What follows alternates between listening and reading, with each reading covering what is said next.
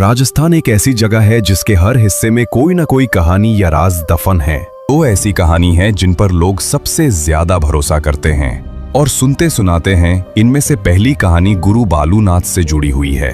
दूसरी कहानी जिस पर लोग सबसे ज्यादा विश्वास करते हैं वो कहानी एक राजकुमारी से जुड़ी है। कहते हैं कि एक वक्त जब भानगढ़ बहुत ही आबाद और खुशहाल हुआ करता था, तब इस किले के महल में एक राजकुमारी रहती थी जिनका नाम था रत्नावती।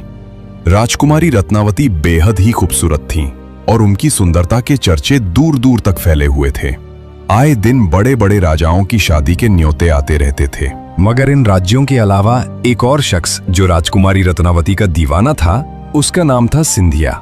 सिंधिया एक तांत्रिक था और जब से उसने राजकुमारी रत्नावती को देखा, तभी से वो उसके ऊपर बुरी तरह फिदा हो गया था। अब वो किसी भी तरह राजकुमारी रत्नावती को पाना चाहता था, मगर उसे पता था कि वो सीधे तरीके से कभी भी राजकुमारी को नहीं पा सकता, क्योंकि कहां और संसार में रहने वाला एक तांत्रिक और कहां महलों में रहने वाली राजकुमारी। इसलिए उसने राजकुमारी रत्नावती को हासिल करने के लिए दूसरा तरीका ढूंढ निकाला और अब बस सही मौके की फिराक में लग गया। एक दिन आखिरकार उसे ये मौका मिल ही गया। तांत्रिक सिंधिया किसी ऐसे ही मौके की तलाश में था।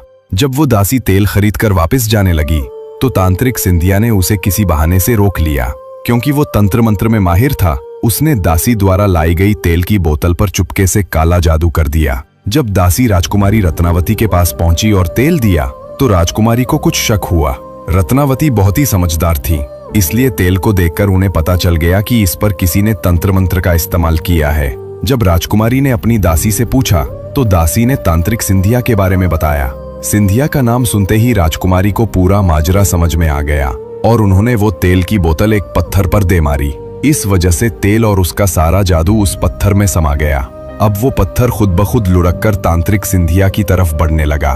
तांत्रिक ने देखा कि एक बड़ा पत्थर तेजी से उसकी तरफ बढ़ रहा है, तो उसे सारी बात समझने में देर नहीं लगी।